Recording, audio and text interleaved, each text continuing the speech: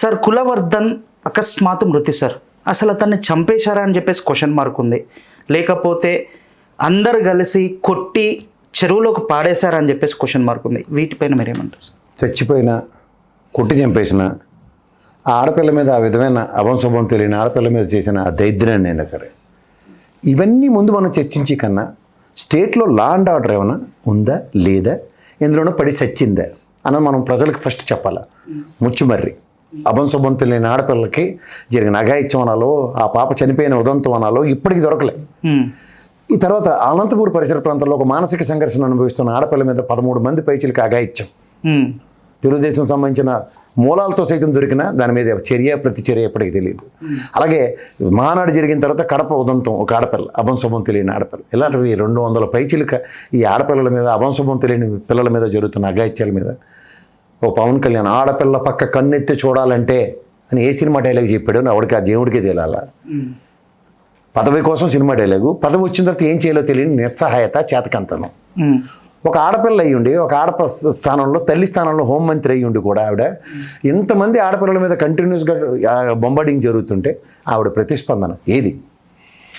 ఈ ఘటన మీరు అనంతపూర్ మదనపల్లి ఘటన కనుక చూస్తే, వాడు చంపిన ఆ పాపల మీద 7 రోజుల పాటు అఘాయిత్యం, అండ్ తర్వాత అమ్మాయిని కండల కింద నరికేసి ఆ డబ్బాలో వేయడం, ఇది ఎంత దయనీయమైన చర్యని. అసలు మనుషులుగా ఉన్నామా, ఎక్కడున్నాం? నన్ను అడిగితే ఈ ఆంధ్రప్రదేశ్ ప్రభుత్వంలో ఉన్న పోలీసులకి ఇలా దండం పెట్టి, సార్ ఒక్కసారి ఒక నెలల పాటు సజ్జనార్ గారిని డెప్యుటేషన్ మీద తీసుకెళ్ళండి సార్, ఇలాంటి దైద్రగుట్టు కార్యక్రమాలు చేసిన వాళ్ళు పెట్ల కాల్చినట్టు కాల్చి పడేస్తే ఆ భయానికి 4 రోజుల పాటు ఒళ్ళు దగ్గర పెట్టి ఉంటారు వాళ్ళు. ఆ జరక్కే ఈ దరిద్రం అంటారు. అంటే ఇతన్ని చంపుండరు అని చెప్పేసి అనుకోవచ్చు సార్. 2 విషయాలు నేను చెప్తాను. వాడు ఈ పరిస్థితిలోంచి బయటపడాలంటే ఆత్మహత్య చేసుకుంది. ఎందుకు లాస్ట్ టైం చంద్రబాబు గారు గవర్నమెంట్లో 60 సంవత్సరాలు వృద్ధుడు ఇలాగే తిరగబడితే, ప్రజలందరూ తిరగబడితే ఏం చేశారు? ఊరేసుకుని చచ్చాడు ముసలోడు. ఇది ప్రజా స్పందన, ప్రజా వ్యతిరేకత, ప్రజల్లో ఉన్న బడబాగిని బయటకు తీస్తే ఇలా ఎవరారండి ఆఫ్టర్ ఆల్ వీళ్ళు. అందులో అంత పైశాచికత్వం ప్రదర్శించినప్పుడు ప్రజల బడబాగిని ఎవడి వల్ల కాదు నియంత్రించడం, ఇది హేయమైన చర్యలండి. మాత్రం నేను చెప్తున్నాను కదా, ఇలాంటి కార్యక్రమాలకి పురిగొలుపుతున్న, కంటిన్యూగా జరుగుతున్న ఆన్ అన్ అగ్రిగేట్ నెల లోపున 1-2 విషయాలు వింటున్నాం మనం. అందులో ముఖ్యంగా ఈ 20 నెలల గవర్నమెంట్లో ఇది ర్యాండమ్గా కాదు, కంటిన్యూస్గా జరుగుతున్నాయి. కానీ దానికి కారణం ఏంటంటే లా అండ్ ఆర్డర్ మీద వీళ్ళకి పట్టు చడలిపోయింది. రెండోది వీళ్ళ దగ్గర డిస్క్రిప్షన్స్ ఉన్నాయో లేదో నాకైతే, మన ఆంధ్రప్రదేశ్ అయినా లేకపోతే కేంద్ర పాలిత ప్రాంతం అని 2 సార్లు గట్టిగా అడగండి సార్. ఎందుకంటే ఎవరికి ఉపయోగపడిన గవర్నర్ దగ్గర డిస్క్రిప్షన్స్ ఉంటాయి కేంద్ర పాలిత ప్రాంతాలు అయితే. ఇక్కడే వాళ్ళకే ఉపయోగపడిన గవర్నర్ ఉన్నాడో కనుక్కోండి సరే. Span of no time government వచ్చిన కొత్తలోనే లా అండ్ ఆర్డర్ పరిస్థితి ఇంత దయనీయంగా ఉందని కేంద్ర ప్రభుత్వంలోనూ దేశంలోని అన్ని రాజకీయ పార్టీలను అపోజిషన్ కథలకి తీసుకొచ్చింది కదా. అయినా మీరు దున్నపోత మీద జడివాన పడినట్టుంటే ఏం చేయాలా? అసలు ఇంత ఘోరమైన చర్యలు కంటిన్యూస్గా జరుగుతుంటే ముచ్చుమరి మొదలైంది ఇక్కడి నుంచి. ఎన్ని మానసిక వికలాంగులను కూడా వదలని దౌర్భాగ్య స్థితిలో ఉంటున్నారంటే ఏం చేయగలరు? లే అండ్ ఆర్డర్ మీద ఏం కంట్రోల్ ఉంది?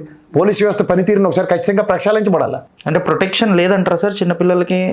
ఉండట్లేదండి. తల్లిదండ్రులు కూడా ఎక్కువగా స్వీయ నియంత్రణ తీసుకోవాలి. ఈ రోజున్న పరిస్థితుల్లో ఆడపిల్లని పక్కోడు కనీసం ఏదో తెలియక ముద్ద అయినా డిస్టెన్స్ మెయింటైన్ చేస్తున్నాడు, ఇలాంటివన్నిటి మీద ప్రాథమిక అవగాహన పిల్లలకి కల్పించాలి. ఇప్పుడు మనం యూట్యూబ్లో చూడండి, చిన్నపిల్లలు ఆ చైనా పిల్లల్ని ఓ తండ్రి ఎలా చూపిస్తుంటాడు కూర్చోవడం అని చూసారా మీరు ఆ మీమ్స్లో? అలాంటివి ఖచ్చితంగా ప్రజల్లో అవగాహన కల్పించాలి ప్రభుత్వమే. ఏం చేస్తారు స్కూల్లో? They need to make it a point. ఈ చిన్నపిల్లలు చదివి ఎల్కేజీ స్కూల్ నుంచి, మున్సిపల్ స్కూల్స్లోంచి, వీటిలోంచి ఒక టీచర్ని ప్రతి క్లాస్కి ఆడపిల్లలకి ప్రత్యేకంగా ఇలాంటి వాటి మీద రైట్ టచ్, రాంగ్ టచ్ ఇలాంటివన్నీ చెప్పి పిల్లల్ని అవేర్నెస్ క్రియేట్ చేయాలి. ఇది చేయకపోతే ఎట్లా సార్? వాళ్ళని మనం రోజు ఇలాంటి దిక్కుమాల వార్తలన్నీ మనం చర్చించుకుంటూ కూర్చోండి. అది చాలా హీనాతిహీనమైన, చాలా బాధాకరమైన అంశాలు సార్ అట్లా చర్చనీయ అంశాలు చేయడం అంటే. అభంశుభం తెలియని పిల్లలు, అది నిజంగా కడుపును పుట్టిన పిల్లలు పుట్టిన వాళ్ళు కన్నా నాలుగు పిల్లలు లేని వాడికి ఎంత బాధ ఉంటుందో తెలియదా సార్?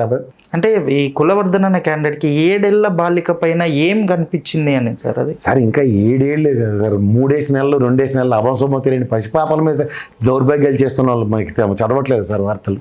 నెలలో పసికందుల మీద దిగజారిపోతున్న దౌర్భాగ్య స్థితుల్లో ఉన్నాం. ఇప్పటికైనా ఏం తప్పు కాదు సార్, వెంటింగ్ సెంటర్లో పెట్టండి సార్. ఇది మహాభారత యుద్ధాల్లోనూ అట్లోనూ స్పెసిఫిక్ టైంలో బ్రేక్లు ఇచ్చి వాళ్ళ వేస్యల్ని ఇలాంటి జనరంజక కార్యక్రమాలు తీసుకొచ్చి అక్కడ అలాంటి నృత్య కార్యక్రమాలు వాటితోనూ వాళ్ళలో ఉన్న దాన్ని ఏమంటారంటే ఓ బడబాగిని బయటకు తీసే కార్యక్రమం వెండింగ్ పాయింట్స్ పెట్టారు ఆ రోజుల్లోనే.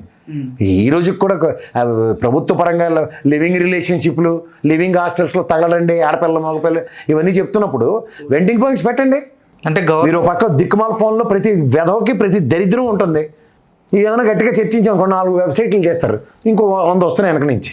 అంటే ఇప్పుడు కో లివింగ్స్ వాటి వల్ల కూడా ప్రాబ్లమే అంటున్నారు సార్. అవన్నీ అంటే సార్ టు అన్ ఎక్స్టెంట్. ఇప్పుడు మనకి ఇంట్లో 4 ఆడపిల్లలు మనతో పాటు అమ్మ నాన్న చెల్లి అక్క అలాంటి ఉన్న కుటుంబాలు అనుకోండి, అయితే 4-5 ఉమ్మడి కుటుంబాలు ఉండేవి పూర్వం. ఆర్థోడాక్స్ ఫ్యామిలీస్ దాంట్లో ఏమంటారు ఆర్థోడాక్స్ అక్కర్లేదు సార్. ఆడపిల్లలతో మన వే ఆఫ్ కండక్షన్ ఇవన్నీ తెలుస్తాయి. ఇక్కడ ఎక్కడో సార్ లింగలింగమని ఒక పిల్లడో లేకపోతే 2 పిల్లలు ఉంటారు. ఆ పాప ఉదయం హాస్టల్లో, బాబు ఉదయం హాస్టల్లోనూ వాడికి ఎలా ఉంటుంది ఒక కుటుంబ వ్యవస్థలో? తల్లిదండ్రులు ప్రేమ కరువు అయిపోయిన వాళ్ళు ఉన్నారు. ఒక కౌమార దశ ఉంటుంది ఎవరికైనా సరే, ఆడపిల్లలకైనా మగపిల్లలకైనా. ఆ ఏజ్లో వాళ్ళని దేర్ క్రాలింగ్స్ విల్ బి మోర్. అలాంటివి అప్పుడు వాటిని సమర్థవంతంగా ఒక టీచర్ స్కూల్ వ్యవస్థ కన్నా పేరెంటల్ వ్యవస్థ వీటితో వాటిని నియంత్రించి వాళ్ళకి సక్రమైన మార్గాలు ఇచ్చే కార్యక్రమాలు కావాలా. అవేర్నెస్ ముఖ్యంగానండి. ఇలాంటివి ఎప్పుడైతే లేవో చాలా కష్టం సార్. అంటే అఖండ మూవీ, ఐ మీన్ బాలకృష్ణ గారి మూవీలో ఒకటి చూసాను సార్. నేను సినిమాలు చూడండి సార్, మీరు చూసింది చెప్పండి. లైక్ ఏంటిది అంటే అతను తీసుకొచ్చి బ్యాడ్ టచ్ ఏంటి, గుడ్ టచ్ ఏంటి, ఒక థైస్ పైన చేయి పెడితే ఎలా రియాక్ట్ అవ్వాలి అనేది ఎక్స్ప్లెయిన్ చేస్తూ ఉంటారు. భగవత్ కేసరి అనుకుంటా, నాకు తెలిసి మూవీ పేరు. ఆ మూవీలో బ్యాడ్ టచ్ ఏంది, గుడ్ టచ్ ఏంది, చేస్తే చాక్లెట్ ఇస్తే అక్కడికి రమ్మంటే పేరెంట్స్కి వెళ్ళి చెప్పాలి అన్నట్టు ఒక కాన్సెప్ట్ తీసుకొచ్చారు. అవి స్కూల్స్లలో పెడితే ఇవి తగ్గుతాయి అంటారా? అక్కడ కూడా అతను ఆ సినిమాలో ఇఫ్ ఐఎమ్ నాట్ రాంగ్, నేను టీవీలో వచ్చినప్పుడు ఆ గ్లిమ్స్ చూశాను. నేను ఒక గ్యాదరింగ్లో వెళ్ళి చెప్తాడు ఆ విషయం. That they need to, this is call social awareness create చేయడం అనేది చాలా ఇంపార్టెంట్. అవును. అట్లాగే మీరు స్కూల్స్లో ఈ స్వచ్ఛంద సంస్థలు ముఖ్యంగా ఈ మహిళా సంఘాలు ఇలాంటి పనులు చాలా ప్రొయాక్టివ్గా చేయాలండి. చేస్తేనే మాలాంటి పనికిమాలిన అదోళ్ళకి కనీసం అవేర్నెస్ వస్తుంది. పురుష సమాజం ఇప్పుడు ఆయన పేరేటండి కులవర్ధన్, ఆ వెధవ చేసిన పనికి మనందరం కూడా బ్లేమ్ తీసుకోలేదు. రేపొద్దున మనమైనా ఆడపిల్లని ముద్దొచ్చి ఏ పాప బంగారు తల్లి అన్నా సరే మన క్వశ్చన్ మార్క్, అదేంటి చిన్న పాపను ముద్దు పెడుతుంది, మనం ప్రేమగా ఎత్తుకున్నా పాప అని చెప్పేసి ఎత్తుకున్నా వాళ్ళ దృష్టిలో క్వశ్చన్ మార్క్, అయ్యో ఇదేంటి ఎత్తుకుంటాడు అనేది ఇలాంటి వాళ్ళ వల్లే క్రియేట్ అయిపోతుంది సార్. మనం ఇప్పుడు మనం సమాజంలో ఎలా పోకడుందో దాన్ని బట్టి మనం స్వీయ నియంత్రించుకున్నా సరే మనం అనవసరంగా అభాండాలు మోయవలసి వస్తుంది. సో అంచేత వీటిలన్నింటినీ దృష్టిలో పెట్టుకుని ప్రభుత్వంగా అండ్ ముఖ్యంగా మహిళా సంఘాలు కానీ లేకపోతే సామాజికవేత్తలు కానీ అవేర్నెస్ కార్యక్రమాలు ఎక్కడికక్కడ ముఖ్యంగా అభంశుభం తెలియని పిల్లలకి చెప్తే ఈ పనికిమాలిన నేతలను ఎలాగో మనం నియంత్రించలేం. వాడే మేకవన్న పుల్ల సమాజంలో తిరుగుతున్నారు. బెటర్ హ్యావ్ సంథింగ్ అన్నది చాలా ఇంపార్టెంట్.